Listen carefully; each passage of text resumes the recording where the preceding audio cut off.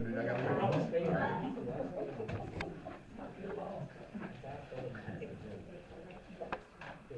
Have you looked at him?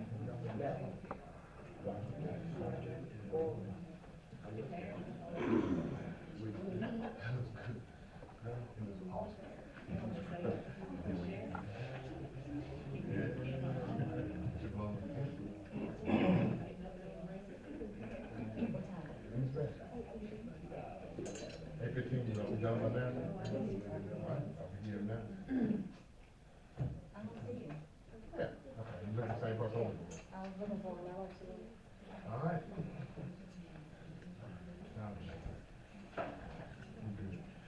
Good evening, everyone. We are now calling our Board of Aldermen and Mayor session to order for our April 9th, 2024 meeting. We are now in session. Of course, as always, we want to start our evening our sessions with a prayer and the pledge of allegiance. Will we bow, please? Dear Heavenly Father, we come before you humbly as we know how. Thank you for the many blessings that you bestowed upon not only this city council, but this community and our families. Thank you for the goodness and the grace and the mercy that you bestow upon us as we look at the storms that affect other countries and other cities and communities. We look at the devastation and loss of children in Gaza and Ukraine and Haiti. We thank you for protecting us and keeping us, that you will guide us not only today, but for tomorrow and the future. May we continue to always give you the honor and the praise in which it belongs. Guide us and keep us. In your name we pray. Amen. Amen. May we stand for the pledge. I pledge allegiance to the flag of the United States of America and to the republic for which it stands, one nation, under God, indivisible, with liberty and justice for all.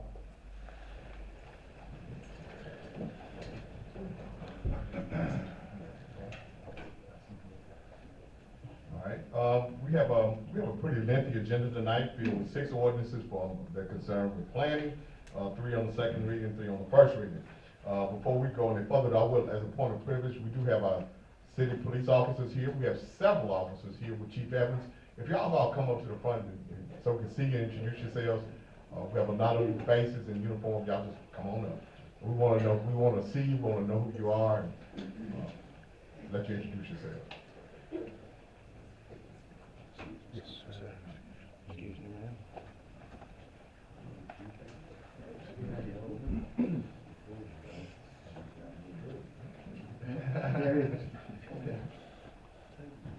I'd just like to introduce y'all to, it's not I'm partners with my family. I consider them my kids now since I'm old. We'll start over at the end. Officer Peebles introduce us. That's our new ball player. I will announce that in our 200-year anniversary, the police department will be playing the fire department in a basketball tournament, and we got a couple of people here that probably gonna take care of all that. So we'll start with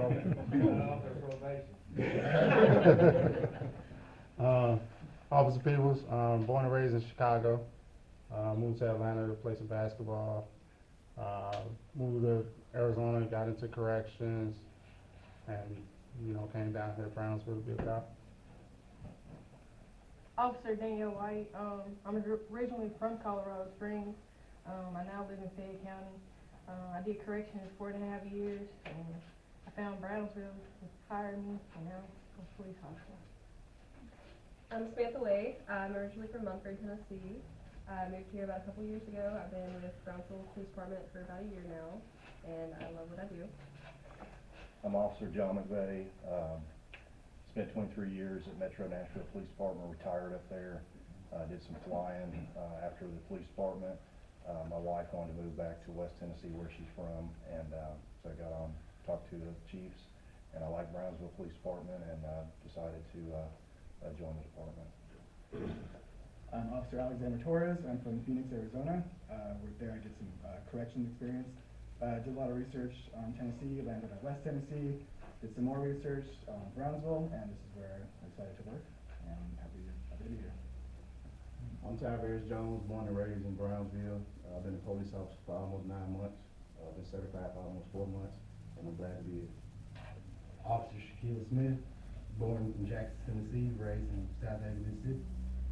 Came here just because one of their officers recruited me, gave me a good pitch, and now I'm here enjoying it every day.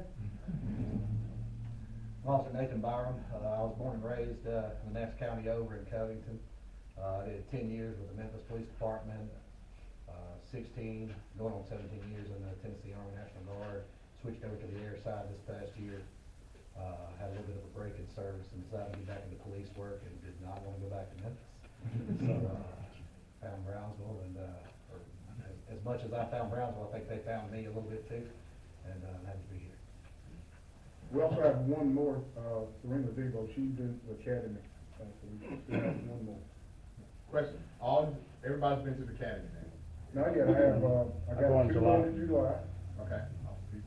people going in July, and we got one more going in July. Okay.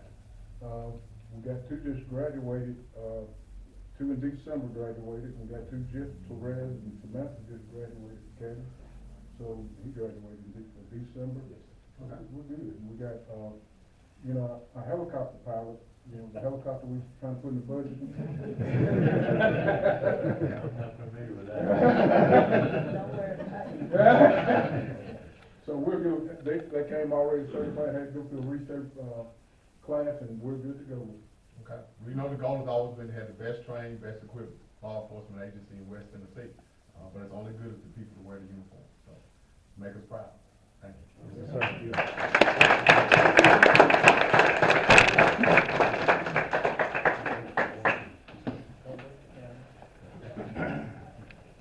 All right, the next thing, as we take care of business for this evening is the approval of the minutes from our regular March 12th board meeting. Are there any questions, concerns, or corrections from the alderman? What we call for the vote. Do I hear a motion to approve the minutes? So moved. Do I hear a second? Are there any questions or concerns? Hearing none, we'll call for vote. All those in favor, let it know by the sign of aye. All those in favor, let it know by the sign of aye. Those opposed, nay. Okay, minutes carried. All right, next thing we have on our agenda is our audit review, which we need to go ahead and approve in some form. Ms. Bachelor, I don't see Mr. Matt Woods here from ATA. Anybody here from ATA? Okay. All right. What we can do is, we can bring him back at our next board meeting, but I do want us to go ahead and approve this in order to continue with our budget. So if you take a look at the highlights here, I'm very proud of the audit we presented for us. If you look on page 5 on the management discussion and analysis, this audit review is concurrent with the June 30, 2023. If you look at the financial highlights, I think that's his. Everybody get on page 5. Okay, the first financial highlight, the assets and deferred outflows and resources of the city of Brownsville has exceeded its liabilities. Okay, so our deferred inflow and resources in closing the most recent fiscal year puts our net position at $25,870,000. This is it shows an increase in our net position of $3.5 million. And we did come, if you're looking further back, I'll show you that. But what we do is we show that $4.1 million of it is unrestricted. Of course, the total amount is $4.8 million in our fund balance, with $4.1 being unrestricted. This is of June 30, 2023. And of course, I said we can increase our net position by $3.5 million during 2023 compared to an increase of $2.6 million in 2022. So the close of this fund report in the fund balance is $4.8 million. If you go down there, it does also give you government-wide financial statements and fund financial statements. This is just basically a summary of what you see on the previous. All right, if you go to page 7, once again, we talked about our net position being $25,870,000. The larger portion of the city's net position, 70%, reflects investment in capital assets, buildings, machinery, equipment, and infrastructure. The city of Brownsville uses capital assets to provide services to citizens. Consequently, these assets are not available for future spending. So we use the majority of our budget for services. When and I know we all get in our packets, we get a report, a monthly report on the services. It is very simple and plain to understand. The report gives you an update of the services that we provide: police, fire, solid waste, animal control, the things that we provide in service, and that's our goal.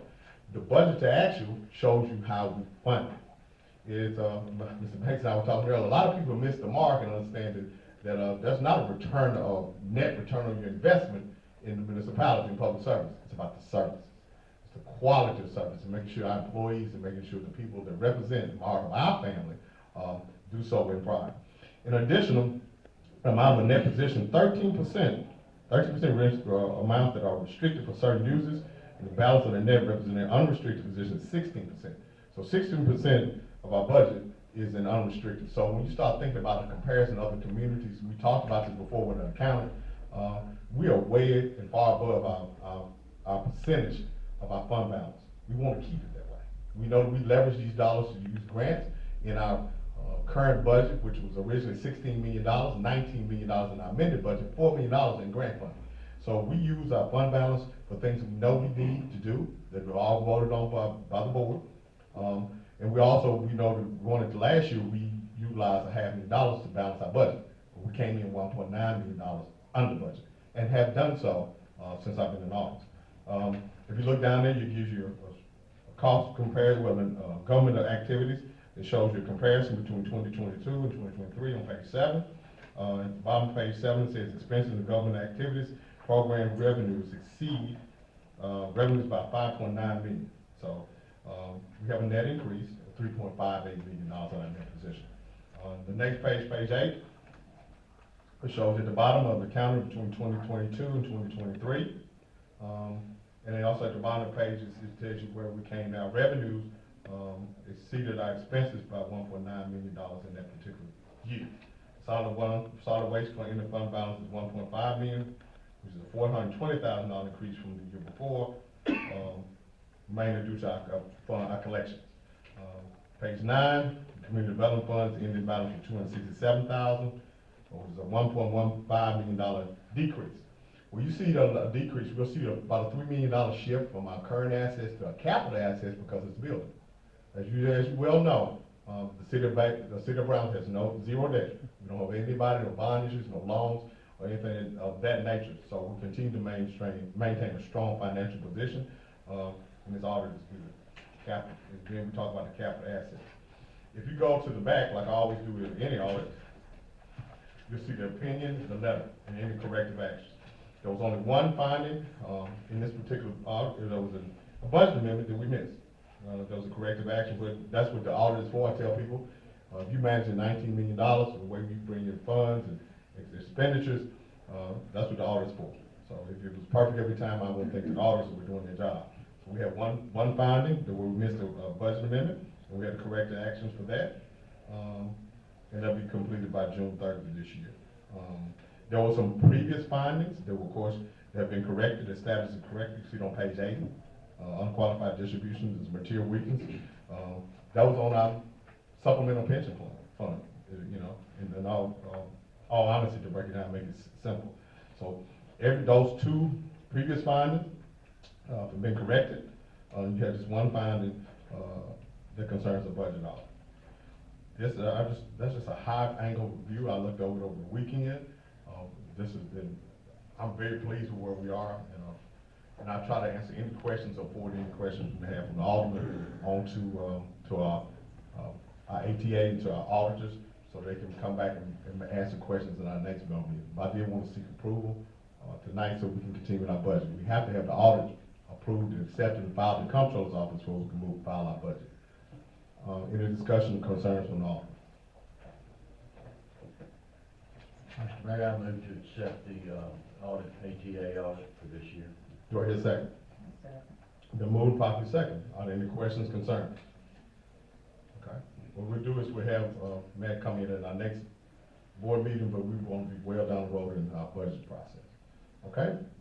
All those in favor, let everybody know sign of aye. Those opposed, nay. Okay. Audit review good. There's also a contract to audit accounts, so I guess we can wait and let him come and ask us to present his contract so we can see his payment again now. All right? So we're going to move past item number 5. Item number 6, Brownsville Energy Authority has the 2024 wastewater and water rate study. If you can come up, just kind of tell us where we are, how did we get here, and what the two things we're trying to accomplish with this action.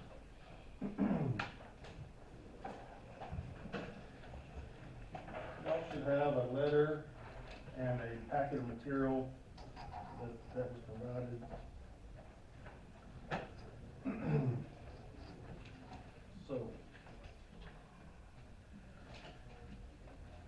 So Brownsville Energy Authority completed a 2024 water wastewater study. This study relates to BA's plan to provide sufficient revenue to meet all expenses, including depreciation, provide enough cash to fund BEA's water wastewater 5-year capital improvement plan.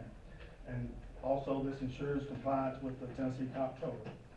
So in the letter it states BEA has a recommendation for immediate restructure of rate structures and then a 4-year annual rate increase. The implementation date as of May 1st for the rate restructure, and then a rate adjustment starting April 1, 2025, going through annually to 2028. The water and wastewater rate increase will spread evenly across the standard service classes, and so BA is seeking approval for this water and wastewater rate adjustment and restructure. So previously, city board meeting, we've had an overview of capital projects. So just want to bring that up again. So in our water and wastewater capital improvement projects over the next 5 years, we've had a aeration, sludge dewatering replacement, design and construction of a new wastewater plant here in the near future that'll happen over the next 2 to 3 years. A water AMI project, I-40 Advantage force main and pump station for the industrial park, and then some other maintenance items. So with this rate study, there's 2 ways BA handles revenue over expenditures. It's rates and customer growth.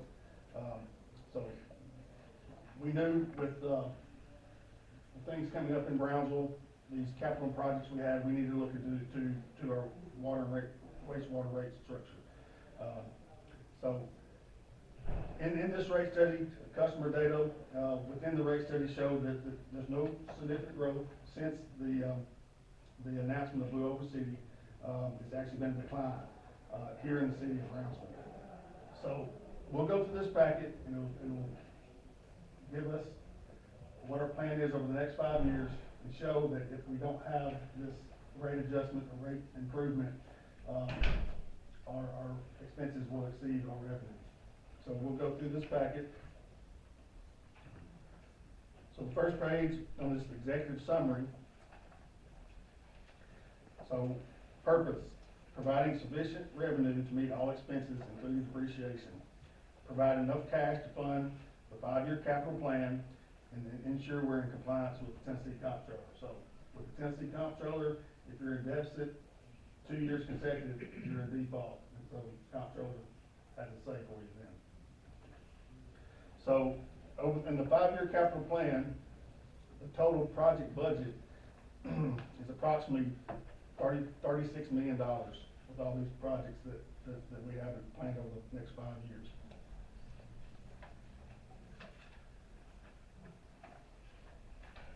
You see on page 15 of your packet, which is the next, well, let me go back. Page 12 is listed as page 12. Depreciation is key. Depreciation is a reduction of the value of asset over time due to wear and tear.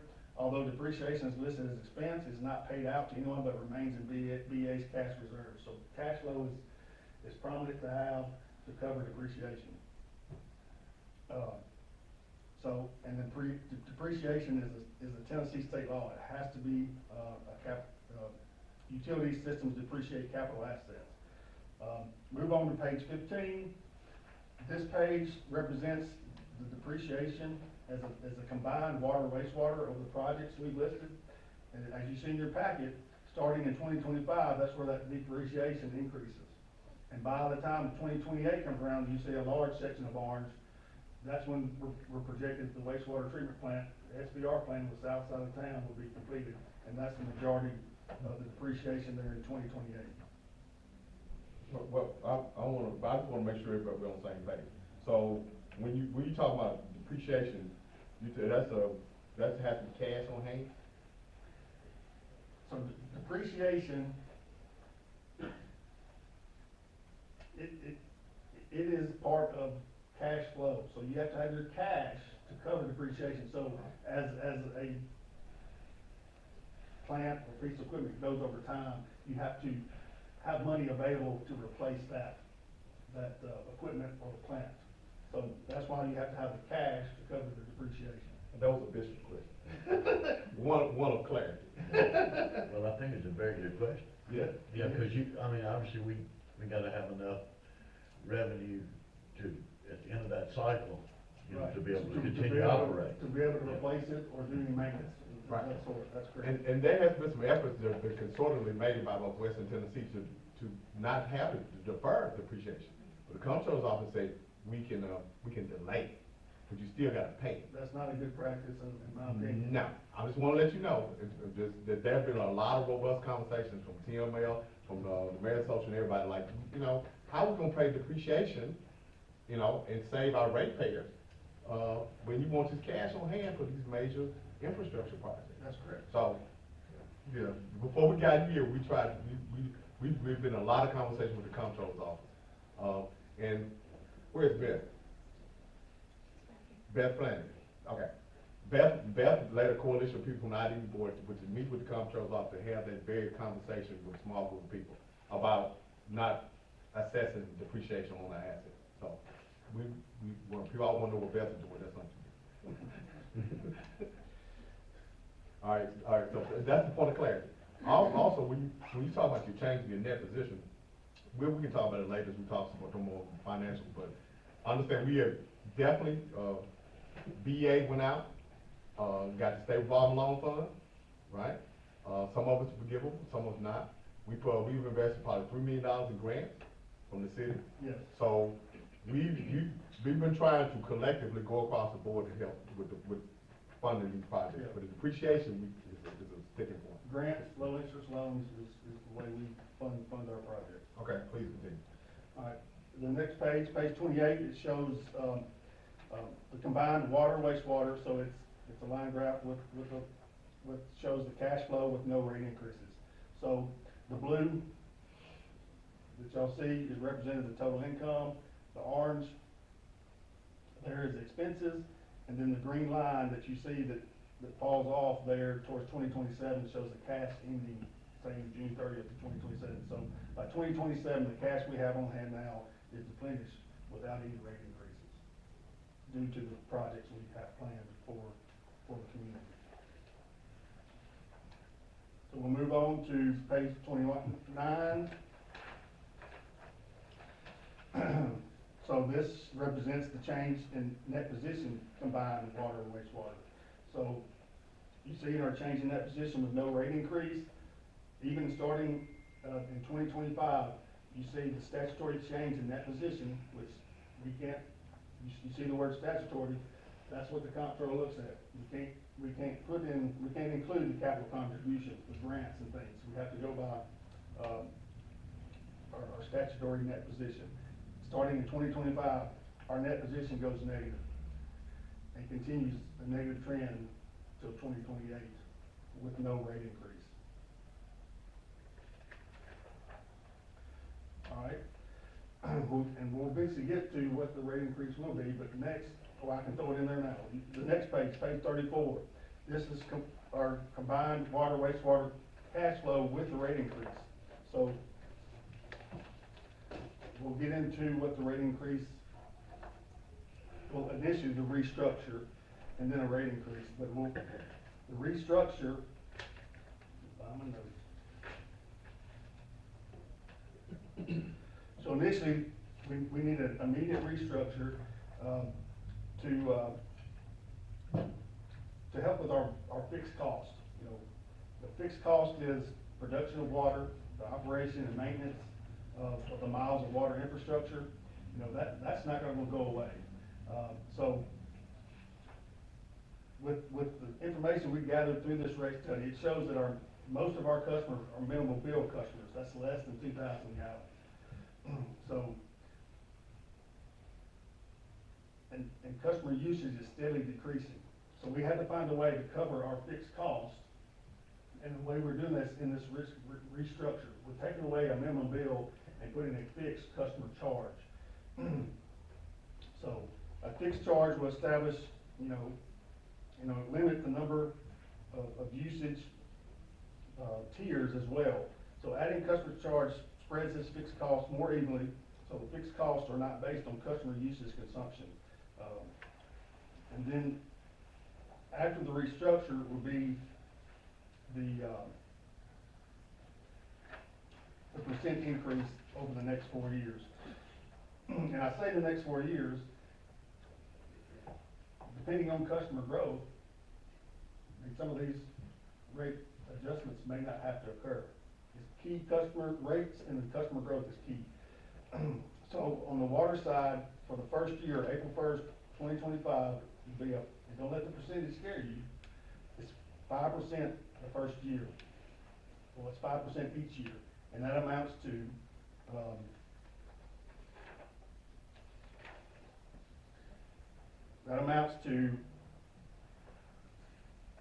in April of 2025, on an average customer of 5,000 gallons, $1.15.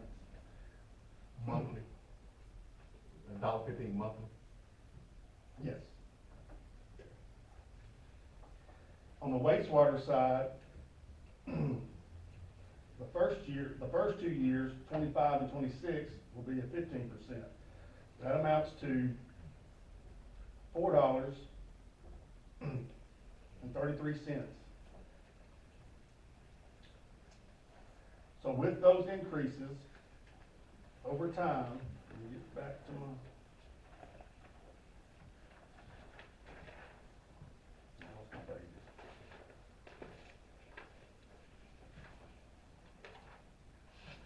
Go back to page 34.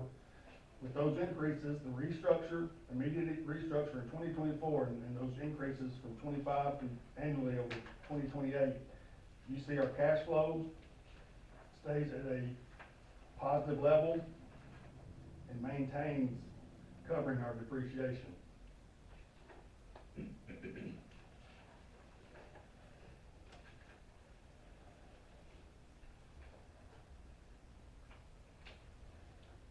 And then page 37 in the booklet there, with combined water and wastewater with rate increases, our statutory net position stays within the black, starting with the immediate restructure in 24, and then the rate adjustments following each year after, our net position stays in the black.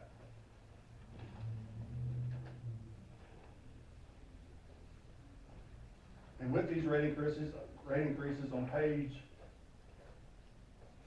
45 of your packet, it shows a comparison of other West Tennessee utilities. With our restructure, so for Brownsville, the existing rates now, Brownsville 2023, monthly water bill comparison for 5,000 gallons, as we stand now, is $21.61. With the restructure, you see 2024, it increases to $22.95. It's a comparison between about 10 or 12 West Tennessee customers, and with that increase, we're still second from the bottom in the rate increase. So we're still considered low rates with these increases. Page 46, on the monthly wastewater bill comparison for 5,000 gallons, majority of our projects are on the wastewater side, so it does show a significant increase there. We go from being on the bottom of West Tennessee customers to about a fourth from the bottom. With the average bill, and as we are now in 2023 at $24.93. With the restructure, it increases that to $28.85. But we're still on the lower half of the comparison of West Tennessee utilities. And then the last page, this Jackson Thornton CPA consultants comparison. This is from TAUD. It's a comparison of all utilities in the state of Tennessee, and you see the average is $47.15 across the state of Tennessee. we're at $22.95, and that's with our initial, rate restructure, so. I know that's been fumbled through, but any questions, from the mayor and alderman? I guess my question is, just clarity, just make sure I'm following the track. When you wanna have a rate restructure that will affect it May first. May first, All right, who, that's water and wastewater. water and wastewater, we need to cover our fixed costs. With that rate structure, we'll be putting in a customer charge, removing the minimum bill to help us cover but also lowering our tiers to where we had 4 tiers to 3 tiers. Okay. And that'll help us capture the fixed costs and then make the other revenue on customer usage. All right, so when we say minimum use bill, you said it's a 2,000 2,000 gallons. gallons. Right, so are you doing away with that tiers or everybody, I mean, Well, the minimum beer tier goes away, Yeah. but we start, our, lowest tier starts at 1,000 gallons now. Okay. So where our minimum bill was typically, can you get that off the top of your $11? $10.98. $10.98. Our customer charge that we're implementing is gonna be $8.25. So it's actually lower than the minimum bill. Right, because you moved that minimum tier. That's right. So what about, so on the average, I know that's a lot of the reports you go, say on the average, I guess the question that the communities wanna know is, what can they expect in terms of, when we do the rate restructure, and we know it's 5% a year after that? Just a rough number, you know, that's the question we gonna get. For the restructure, for an average user at 3,000 gallons, the restructure at 3,000 gallons is $2.83 increase. Okay. For a user that averages 5,000 gallons, it's an increase of $1.34. Okay, I got some numbers that want to be one, okay. But then when you get into the rate adjustments of the following years, an average 3,000 gallon user is 87 cent increase. Okay. A 5,000 average user is $1.15. Is that on water, wastewater? That's water. Okay. Wastewater is a little bit more. For a 3,000 gallon user, the restructuring does $3.92. And actually the same on the 5,000 average user. But the first year of the rate adjustment, because the increase for a 3,000 gallon user, $3.23. A 5,000 gallon average user is $4.33. I'm just trying to, make sure I'm And understanding. like I said, you know, we have to plan for a 5-year period. The goal is Brownsville really gonna grow? If we get this customer growth, it helps. So, you know, that's what we're banking on. Everybody wins, we have more residents, we bring about more rooftops, bring It's about. spread out over more Yeah, people. more people, right. So it helps the rate, you get more customers, we get more property tax. Increase our tax base, not our tax rate. All right, any questions? Just a question. So the downside, so this board, obviously, this has been recommended by the, utility board Yes, it's been approved. to come to us. So the key downside of this is, if this board takes no action on that tonight, I mean, what's the downside to that? There will not be capital projects completed in the wastewater department. The wastewater treatment plant will not be able to be funded, or paid for by the utility department, so that limits the growth of the city of Brownsville. So it's clearly growth, so we wouldn't be in, the energy authority would not be in position for growth as it comes to water and wastewater. We could take on a minimum amount, but not what and our plant's 60 years old. Yeah, well, I knew we rode out there and looked at it, and I thought that the downside to that is that we got a really old, antiquated, to some degree, Six-year-old plant. plant that's, you know, life of equipment is failing, and then preparing to add capacity with the new plant, preparing for growth. Okay. When do you think the new plan will be, on just a rough projection, I know, you think it'll be? we've got approval from, SRF, so we would hope in the next fiscal year it'll be bid, Okay. and then 2 years after 2 years. that, that gets us close to 2028 Okay. of completion, When does the depreciation kick in when you complete it? when the project is complete. That's why on that one chart you saw the larger section of orange there, because the wastewater treatment plant was considered completed in 2028. Okay. So if we agree to this increase in water and wastewater, and we have an unforeseen amount, a heavy amount of rooftops in this area, some of the latter proposals for increases may not be necessary? That, yes. Customer growth, more customers helps with revenue. Hey, one last question. What will this do to our commercial, participants in the flood? They'll say increase, but the commercial side is mainly, their usage will dictate that. Some businesses may just have a restaurant, other businesses may use their water as part of the process, so it just depends on the customer usage. So I was just talking about industrial mainly. We probably have some that are pretty heavy water users, don't we? Yes, and, we looked into that.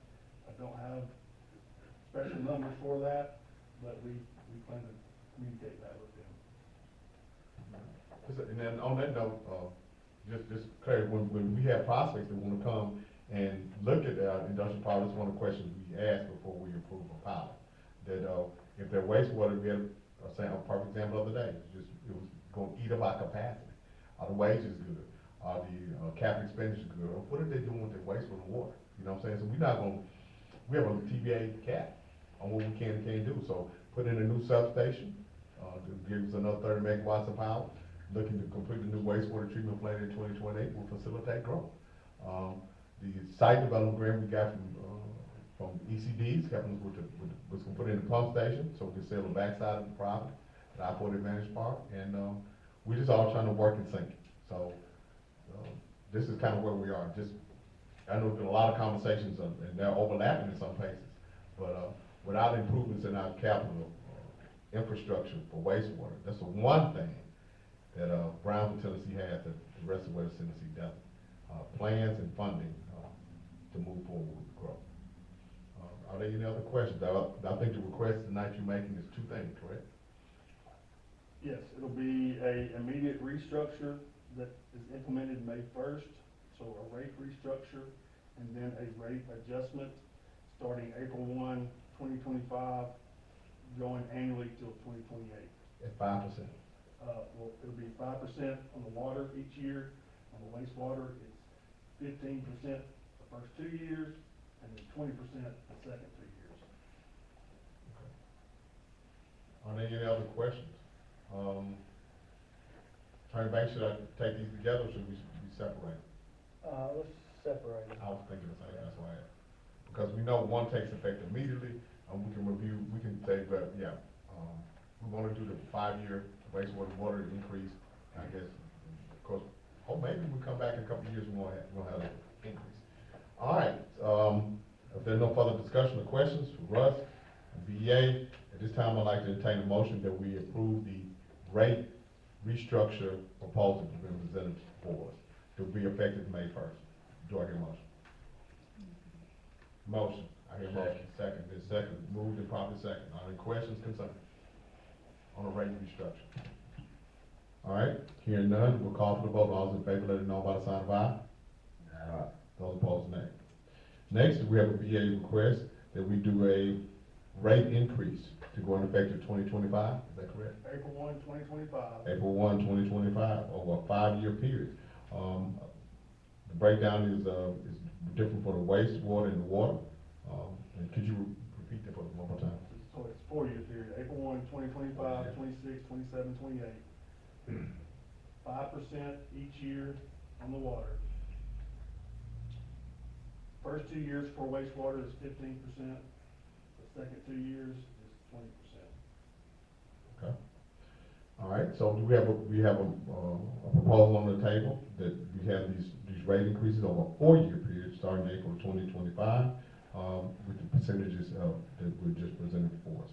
At this time, I'd like to entertain a motion to approve. Do I hear a motion? It's been moved. Do I hear a second? It's been moved and properly second. Any questions, concerns?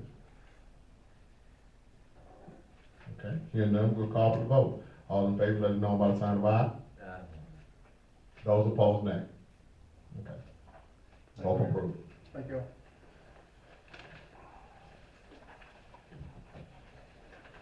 All right.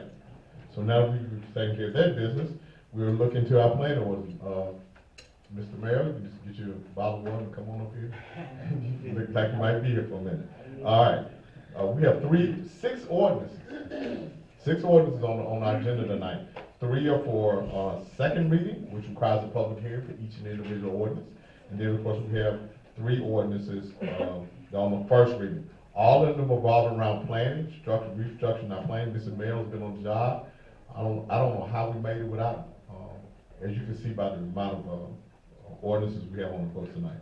So we could just start off taking ordinance number 1014, it's a mixed-use district. This is on the second reading. Yes, sir, Mayor, and thank you to the council and to the members of the great city of Brownsville, the citizens. This is the second reading on the mixed-use district provisions. These are provisions that are being asked for by all the developers that are coming in. They're asking, do we have these type of regulations on the books? We'll finally got them developed, and this is the second reading on those particular provisions. It's a simple ordinance. All it does is incorporates certain commercial uses with residential uses within this particular district. That's why it's mixed use. Any questions? Any questions? This was approved, did receive a favorable recommendation on the planning commission to pass the first reading here with the board and aldermen. So at this time, what I'd like to do before we go any further, I'd like to close out our session and open up a public hearing session. At this time, we're now in a public hearing session for ordinance number 1014 on the second reading. Are there any questions or concerns from anyone here in the room about ordinance number 1014? It's a proposed mixed-use development, which we did not have before, and now we're putting some ordinance in place with a certain allowable uses. Are there any questions or concerns from the community? Okay. Hearing none, we'll close out our public session and go back into our session. Right now, we have ordinance number 1014 as proposed on the second reading. Do I hear a motion to approve? So moved. Do I hear a second? Been moved and properly second. Are there any questions, concern from the law? Hearing none, we'll call for the vote. All in favor, let it know by the sign of aye. Aye. Those opposed, nay. Ordinance number 1014 becomes law. Ordinance number 1015, that's 14. 1015, Mr. Mayor? Yes, sir, Mayor. Basically, Mr. Mayor, this is basically an ordinance that takes our existing planned residential district, it takes our existing planned residential development district overlay provisions, and basically it makes it more so better. It just makes it better. I was trying to keep from using big words. We have a colleague here that always gets on me for using big words, so I'm going to try to keep it to a minimum tonight. Make better our current ordinance that we have. I want to use ameliorate, but y'all going to look at what in the world is that man talking about? So, that's the inside. All right, the levity goes a long way. With these provisions, these were provisions that were recommended by LRK to augment or to make better our existing planned residential development overlay district provisions, especially in terms of what we define as usable, developable. Excuse me, let me get this right. I'm a little bit nervous, and I can't understand why. Oh, wow. You know, and then this is home now. I'm home, I'm acclimated.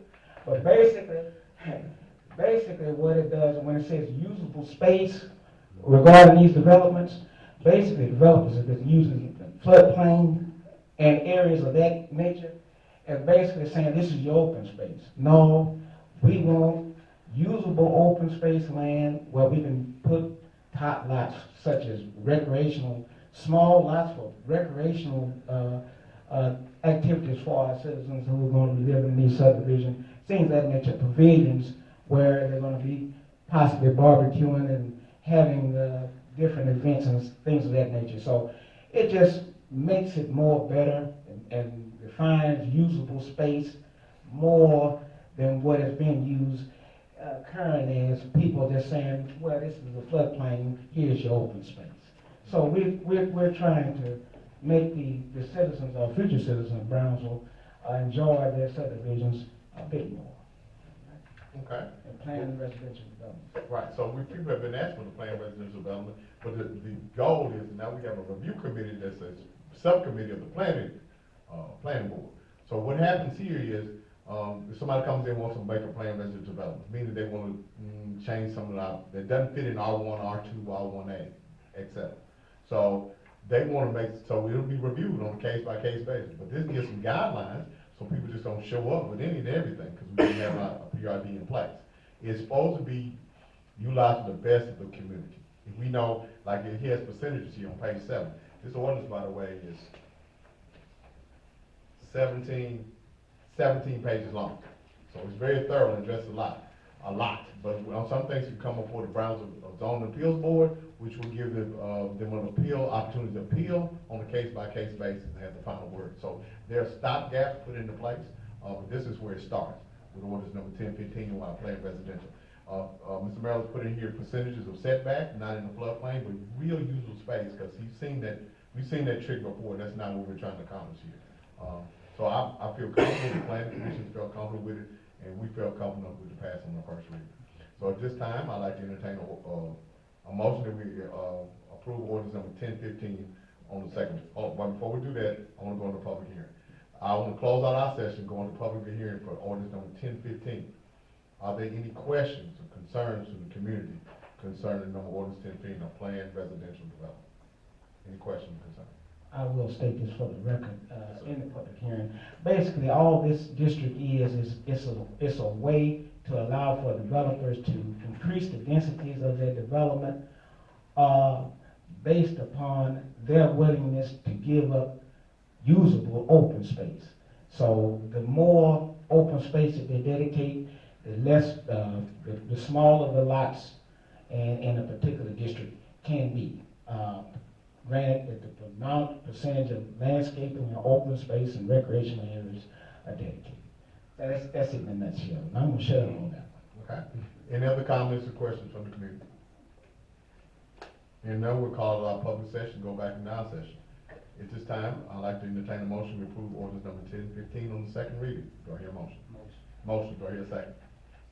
It's been moved and properly second. Any questions, concern from the audience? Hearing none, we'll call for the vote. All those in favor, let it know by the sign of aye. Aye. Those opposed, nay. Ordinance 1015 passed. Ordinance 1016, Mr. Mayor. Which one is 1016? Venture property. Oh, the Fincher property. I didn't see the cheat sheet up here. It's simple. This is the zoning for the Fincher property that was recently annexed into the city. And basically, the owner of the property, they desired this type of zoning. They desired to have a PRD and mixed-use district. And so what we're doing now is taking the existing property that's zoned low-density residential, and we're rezoning it now to mixed-use PRD. Okay. This is ordinance number 1016 on the second reading. So at this time, I'd like to close out our session, go into a public session. Go into a public hearing. At this time, are there any questions or concerns about the rezoning request on ordinance number 1016 on the second reading? And this property is located on State Route 54 and State Route 187, which is Fulton Road. And of course, it has been annexed. All right. Any public comments or questions? Here none, we'll close out our session, close out our public session, go back in our session. At this time, I'd like to entertain a motion to approve ordinance number 1016 on the second reading. Do I hear a motion? I'll move 1016. Do I hear a motion? Do I hear a second? Second. Then moved and properly second. Any questions, concern from the audience? Here none, we'll call for vote. All those in favor, let it know by the sign of aye. Aye. Those opposed, nay. Okay. Ordinance 1016 passed on the second reading. Now we get into the next three ordinances are on the first reading. They do not have a public hearing involved, and I will bring your attention that as required by the TCA code and the state legislature, we will have an opportunity for anyone who wants to comment at the bottom of the agenda, bottom of our agenda about anything we talked about tonight, limited to 2 minutes. Ordinance number 1017 on the first reading. Mr. Merrill. This is a simple amendment to the zoning ordinance that tweaks the definition of multifamily to include that for duplexes, triplexes, and quadplexes. Now, you know, it's kind of self-explanatory, but we are including two-family duplexes in the term multifamily because that's the new, when you look at American Planning Association's their definitions that they have out, that they give to their planners, excuse me, in the handbook, all the handbooks have been updated where that definition includes two-family on up in regards to multiple. So it's just like going what Webster has in the dictionary for multiple, more than one. So this is just a simple clarification and cleaning that definition up. Any questions from all? Hearing none, we have ordinance number 1017. At this time, I entertain a motion to approve 1017 on the first reading. Do I hear a motion? Motion, do I hear a second? Been moved and properly seconded. Any questions, concerns? Hearing none, we'll call for the vote. All in favor, let it know by the sign of aye. Those opposed, nay. Okay. 1017 passes first reading. Ordinance number 1018, design review guidelines on the first reading. Mr. Merrill. Yes, sir. This ordinance does several things. It names the Planning Commission as the Design Review Commission, number one, and number two, it incorporates certain design review guidelines into the zoning ordinance itself in regards to certain developments. And I won't get into all of the nuts and bolts of the particular ordinance, but everything that's needed for a site plan, all those provisions are in that particular ordinance, and it includes the requiring building elevations. So when a developer submits a site plan on commercial level, or if they're building multifamily, anything like that, they have to submit building plans in addition to their regular site plan that they submit over to the city. And so what that means is the Planning Commission, they review the site plan as far as the building envelope of the building, or how it's oriented on a particular lot. They'll review the utilities and stuff like that, how utilities are connected or associated to the particular property. They'll check for setbacks and all that, see how the lot drains and all that. Then the Design Review Commission actually look at the building elevation architectural plans to see what type of structure is going to be, how the building is going, what the building materials are going to be that's going to compose of the building.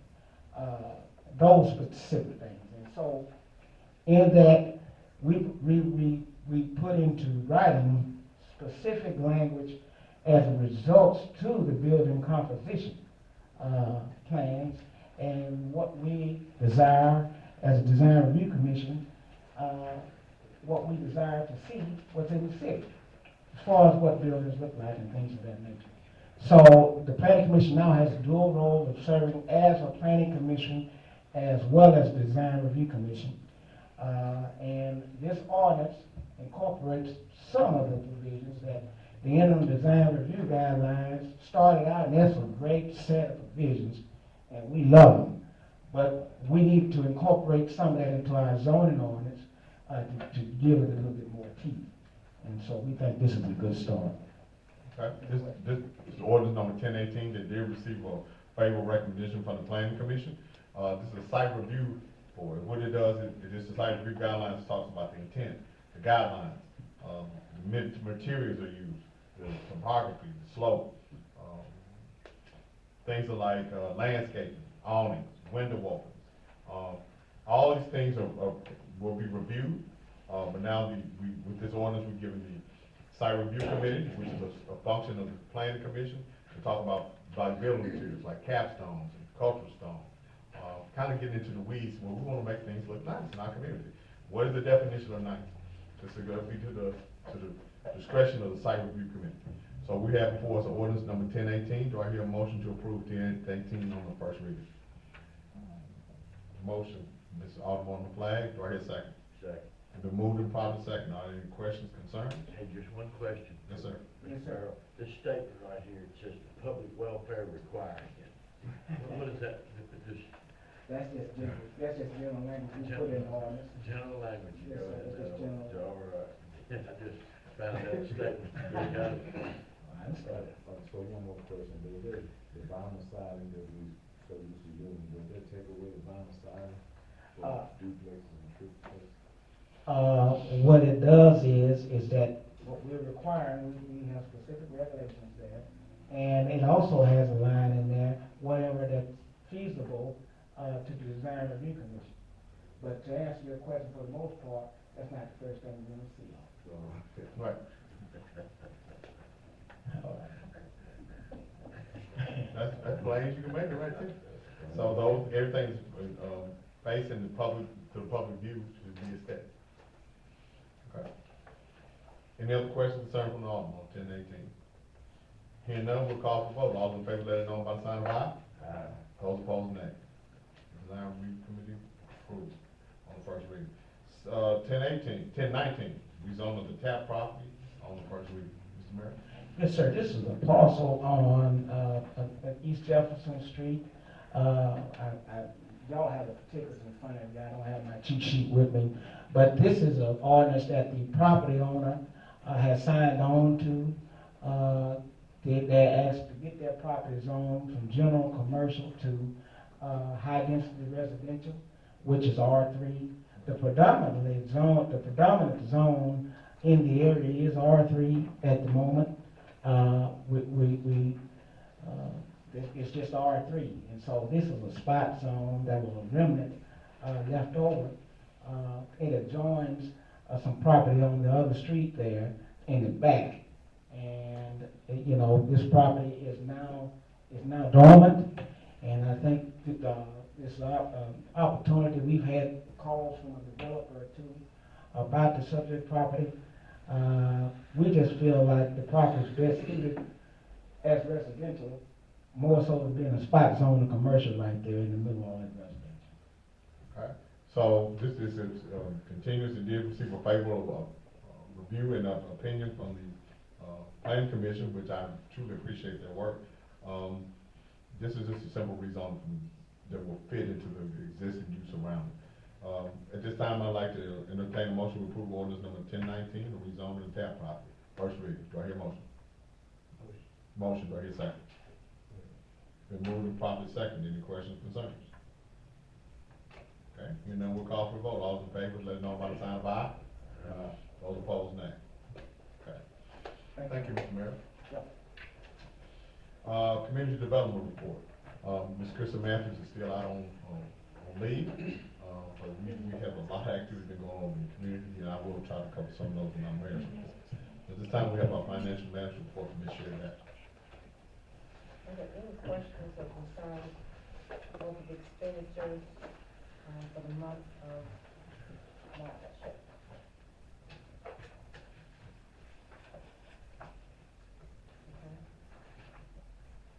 Mr. Mayor, I would like to take the budget amendment separately if I could. Okay, not a problem. I can get you 1 minute to explain it. Once again, your department reports. I encourage all the aldermen to look at the department reports, look at the number of intakes, fires, calls, the number of calls answered by central dispatch. These are services that we're putting out in our community. As I stated earlier, our financial management report, the budget that actually tells you how we funded that. The difference between our revenue and expenditures today is 1%. We are tracking on budget, on target. We'll always try to have a high degree of transparency, stay in compliance and within the budget. So thank you to all the department heads. Thank you for sharing the vision, being a part of it, and thank you, Ms. Basham, to your team, for making things work. And you have you see it right before you every month in our budget action. At this time, I'd like to entertain a motion to approve the financial management report. Do I hear a motion? Motion. Do I hear a second? Second. All right, any questions, concerns? Hearing none, we'll call for the vote. All those in favor, let it know by the sign of aye. Those opposed, nay. Dispatcher, you have a budget amendment for this evening? Yes, our budget amendment consists of $45,000, and this would be the, down payment for the Tina Turner statue. Okay. I make a motion to accept the budget amendment as stated. Do I hear a second? Been moved and second. Any questions, concerns? Hearing none, we'll call for the vote. All in favor, let it know by the sign of aye. Those opposed, nay. Budget amendment approved. Do you have anything else, Ms. Beck? That's all, thank you. Okay, thank you. All right, Darren, you got to move on to the big kid thing. That's always a pleasure. So, thank y'all again for coming and sharing with and being with us this evening. I'll be brief. In my mayor's report, we did go, Lena and myself did go to the Be More grant, steering committee meeting, which this is a health grant that we did have back in 2018. It was faith-based, in its nature, but it's about not only crosswalks, sidewalks, it's about health, it's about, portion control and overall health. They've extended the term of the grant from like a year to 3 years. We want to go multiple county grant, but we're going to make it work like we've done before. We've seen some real good results, from the Be More grants, a federal grant through this, CDC.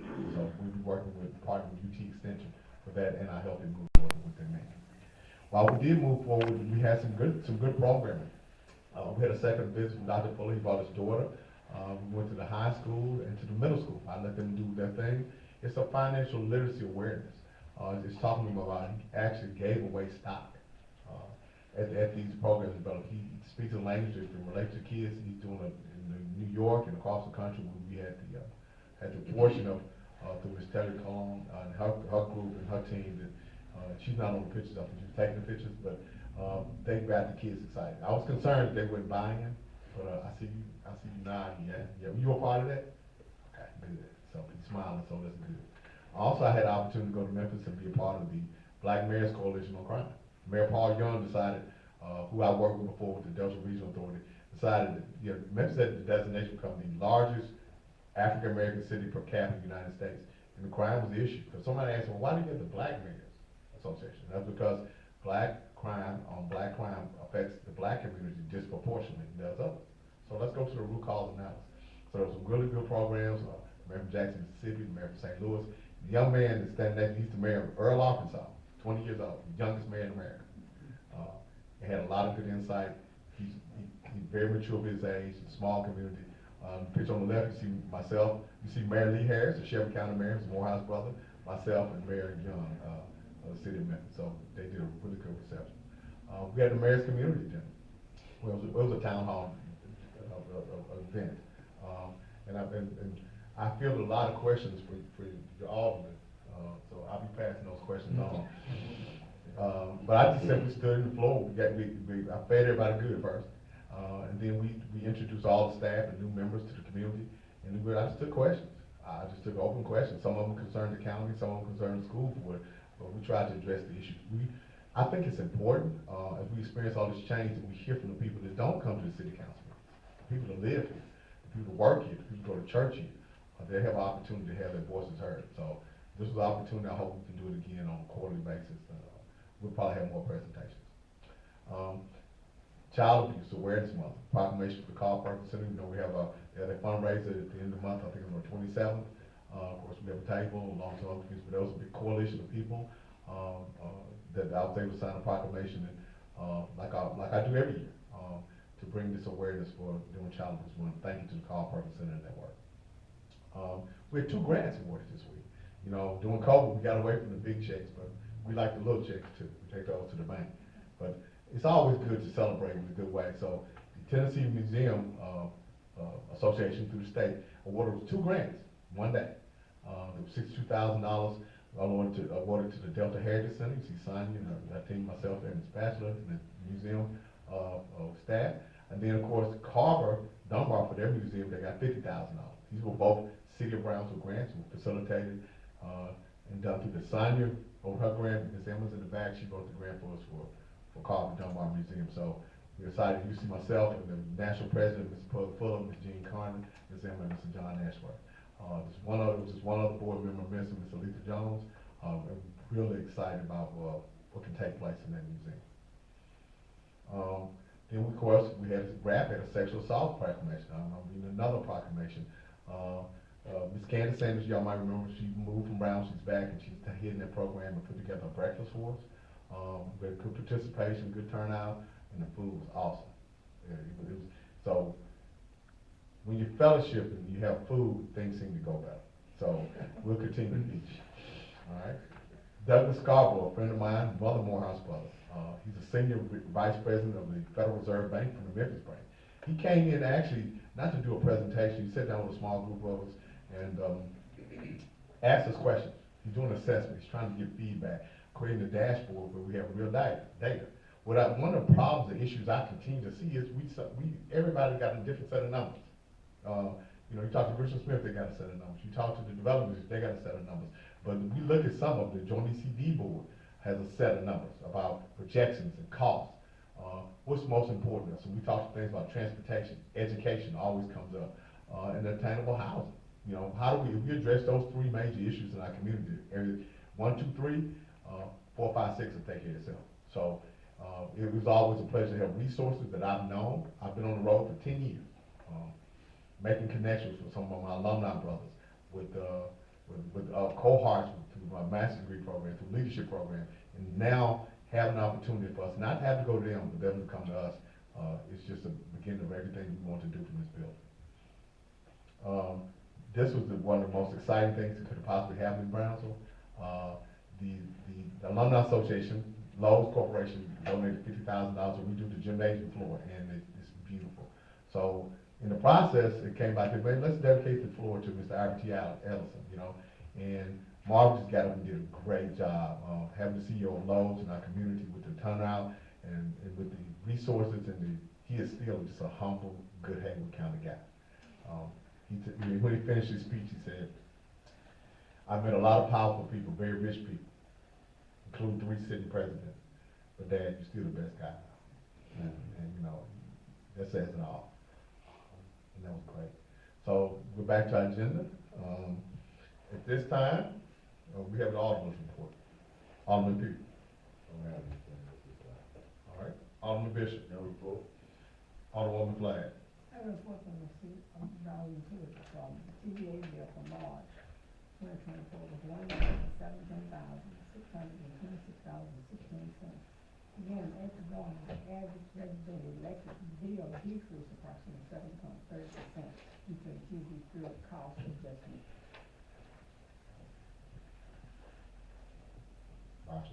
Okay. Alderman Taylor. No report this time. Okay. This way, of course, reminded me, and I want to make sure everybody knows that on April the 20th, we will be having our annual health fair at the Haywood County Community Hospital. We want our police, fire department, everybody participating. And also, Tom has got together with Crystal, and they have a 5K that's going to kick off that same morning. So if you want more information about it, but we need participation. We have vendors. We've done this annual event since 2014. And COVID, nothing has stopped us from having our health fair. It's always a good way to kick off the summer and the spring, but getting tested. It's a function of our Healthy Moves initiative, which says we want preventative medicine. Get your screenings, get your testing, and make healthy decisions and get active. It's real simple and basic. We'll be seeing a walk with the mayor and those things come back around as well. But April 20th at the Haywood County Hospital. Ms. Bastion, did y'all last night in the meeting come up with the time? 9 o'clock. 9 o'clock. 9 to 12. 9 to 12. What time does the run start? Starts at 9. Okay. So the health fair itself kicks off at 9. The run starts at 9. So the run is finished. They can come in and participate in the health fair. So it's 9 to 12 at the Haywood County Hospital on April the 420. All right. Anything else from this? Okay, we're working on a picnic too. On May the 11th, we're going to have a community picnic at Volunteer Park. This flag is taking on point on that, and we're going to have a lot of exciting activities for the community, for the families, and everything. It's free. We want everybody to come out. We have vendors there, and everybody come out and have a good time. And you'll see a lot more of that. It's the day before Mother's Day. Good music, Good great music. attention, good food, for the children. everything is free. Yeah, good old fashioned, Bring your blanket. yeah, volunteer park. All right, and we want to welcome Michael. Just wave at us, Michael. He's our newest employee. He's a member of the family and the team. You missed the community dinner, but don't worry, we have another one. Yeah, when you eat there, you know what I'm saying. So we're appreciative. He's come in and fit right into the family and just, just taking the initiative. And he likes being here. He wants to be here. Darren is very happy. So if Darren is happy, we all are happy. All right. Do we have any of our junior aldermen here tonight? Okay, we got two of them aldermen.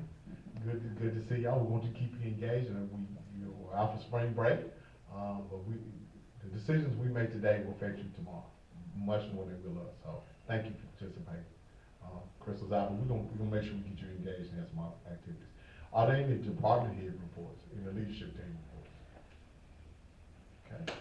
Got one. All right. Of course, you all know the leaf season has come to an end, so, to help me, help keep the city clean, I ask if you do have any remaining things to bag them up, place them at the curb, different things like that. We're setting up a boom through, to get it all picked up and cleaned up, so, leaf machines will be put up for the season, maintenance and everything, so that period of time is all over till it starts back up. About to go to grass season. All right. Okay, thank you. Thank you, Tricky, for the work. Thank you to all the men and women that work for the city of Brownsville, and y'all think you're doing a great job. All right. At this time, as required by state law and legislature, we have a public hearing. Are there any public comments about anything that was on tonight's agenda? Yes, sir. 1018, just a comment, there's a lot of renovations going on around town. And a lot of that may be geared towards new stuff. Is there a mechanism to review renovations and what people are doing to buildings and all that? Yeah, it comes through our building department. Everybody has to pull a permit over to go, it sees a certain amount of improvements, including renovations. That's handled through the building inspector, residential. Any other questions or comments? Okay, hearing none. At this time, for the good of the community, at this time, I'd like to entertain a motion to adjourn. Motion. Do I hear a second? Second. All right, all in favor say aye. Get up and go home. Thank y'all for coming. Oh, yeah.